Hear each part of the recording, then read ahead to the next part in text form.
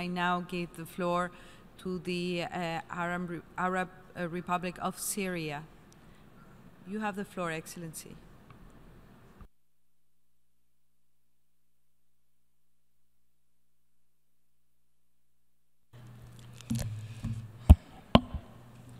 شكرا. I thank you, Madam President. My delegation associates itself with the statement delivered by the representative of the Bolivarian Republic of Venezuela on behalf of the Non-Aligned Movement, and to the statement delivered by the representative of the Arab Republic of Egypt on behalf of the G77 and China. My delegation would like to make the following remarks in its national capacity. At the outset, I would like to welcome our dear friend, Bruno Rodriguez, Foreign Minister of Cuba. Your friendly country, Cuba, should trust fully that the Syrian Arab Republic will continue to support the solidarity and the resilience of the people and state in Cuba in confronting the unjust American blockade that has been imposed on it since 1962. Syria does not forget that its friends and brethren in Cuba stood by its side in confronting the terrorist war that it is being subjected to and has been so for the past 8 years. Syria does not forget that they continue to support Syria's position in confronting the Syrian occupation of the occupied Syrian Arab Golan.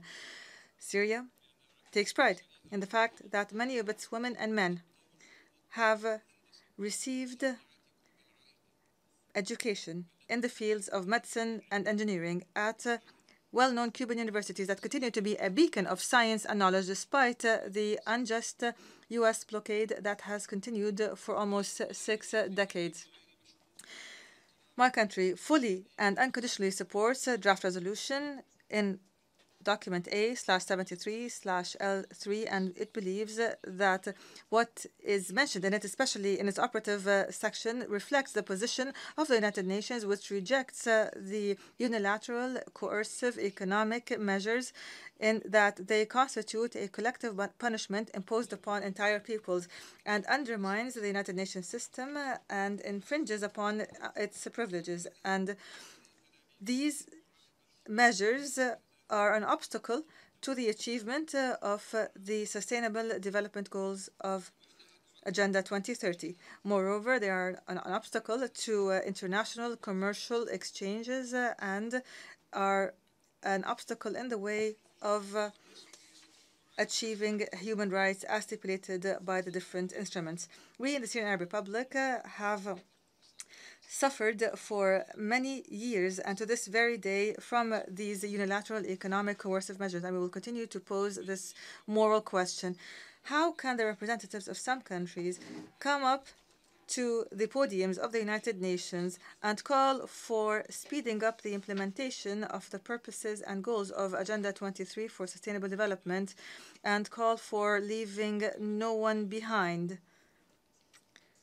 How can they do so while their own governments impose unilateral coercive economic measures against Cuba and Syria and Iran and Venezuela and the DPRK and Palestine and the Russian Federation and China and other countries? Today, ladies and gentlemen, are only 12 years away from the deadline for the implementation of the Sustainable Development Plan. No one can argue that the economic embargo that is imposed by some governments on many countries in the world directly impacts and obstructs the goal of achieving socioeconomic development in these countries. Based on the above, the credibility of the United Nations, the credibility of its charter, its resolutions, and its Sustainable Development Agenda are now all being put to the test, especially since 191 member states of the United Nations have given the United Nations last year an unconditional and absolute mandate to put an end, a final and irreversible end to this unjust economic embargo that has been imposed on the Cuban people for the past 56 years. This consensus and this mandate mandate have only witnessed the dissent from the United States and its minion Israel.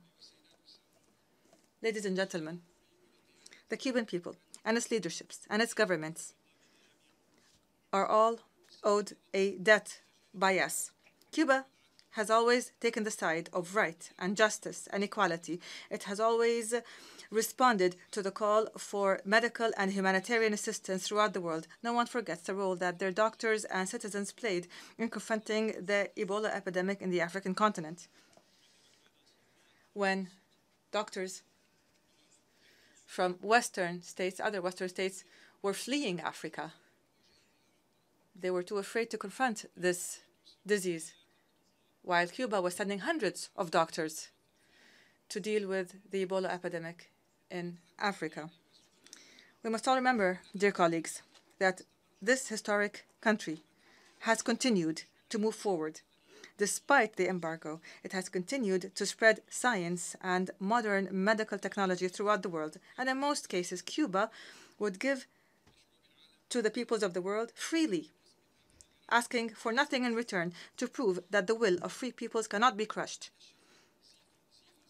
And it has exposed the false excuses that some governments use to impose an economic embargo on countries. Namely, you all know that those who impose unilateral sanctions are the governments of countries that have economic and political and military clout. And this clout makes them think that they are able to punish countries that oppose their policies of domination over the world, oppose their attempts to deceive international opinion with excuses on defending human rights or combating terrorism. These powerful governments, in the meantime, grant protection to the most vicious dictatorships in the world. They offer cover for the sponsors of terrorism and give political and military cover to the Israeli occupation of Palestine and Arab territories. My country would like to reject the proposed amendments by the U.S. delegation on the draft resolution. And we believe that the only purpose from making these amendments or offering these amendments is to muddy the waters on the General Assembly and to break the unified position against the economic embargo that is being imposed on Cuba and to break the unanimity that is only broken by the United States and Israel. And above all this, the party that has submitted these proposed amendments does not even have the moral or legal or political qualifications that give it the right to even speak of human rights, not in Cuba and nowhere else in the world. From a technical perspective, these amendments are beyond the context of the article and the main purpose of the draft resolution on the necessity of ending the embargo imposed on Cuba. Moreover, these amendments include unacceptable drafting language and constitute a dangerous precedent in the history of the United Nations. Those who have submitted this amendment seek to justify the economic embargo that is imposed on Cuba. They seek to establish an imaginary legal basis for the unilateral, coercive economic measures that are being imposed on many countries and peoples in the world.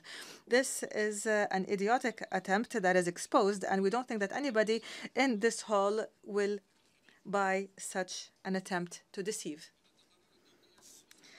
The reports of the Secretary General and the information and evaluations that they include on the damages and losses caused by the coercive economic unilateral measures imposed on Cuba prompt us today to discuss and search for a new approach that goes beyond simply calling for an end to the economic embargo on Cuba. Rather, we must go further and we must call for implementing the recommendations made by the UN that call for achieving justice and compensating the victims of these measures for the damages and creating an international register for unilateral measures that affect human rights. And we must also issue a declaration on unilateral measures and the rule of law. Madam President, Stemming from all this, my country, Syria, calls the General Assembly to establish effective mechanisms that put an end to these hostile measures and to the policies of embargoes and unilateral economic measures that are in violation of international law.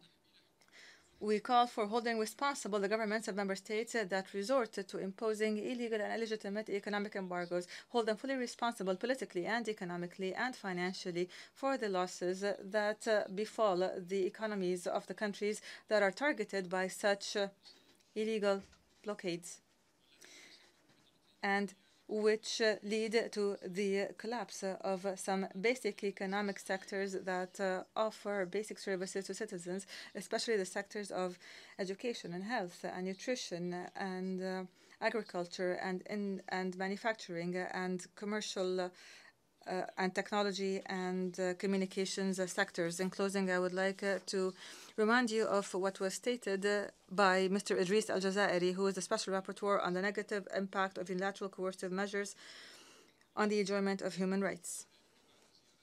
This is a statement that he made after a recent visit to Syria, where he said, Mr. Idris Al-Jazairi said, and I quote, "I am greatly concerned that the unilateral coercive measures exacerbate the suffering of the Syrian people.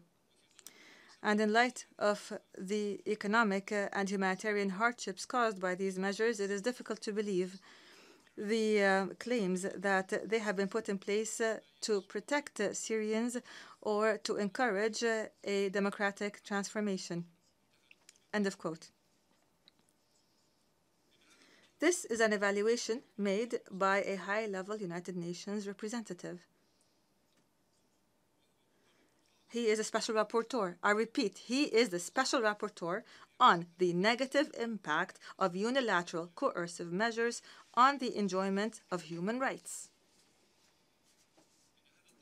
This evaluation, made by a high-level United Nations representative such as Mr. Al-Jazairi, is a general evaluation that will apply and does apply to the tragic circumstances that all peoples under the impact of unilateral coercive economic measures suffer from. And we believe that the time has come to put an end, an irreversible end, to the policies of economic punishment that some governments of member states adopt.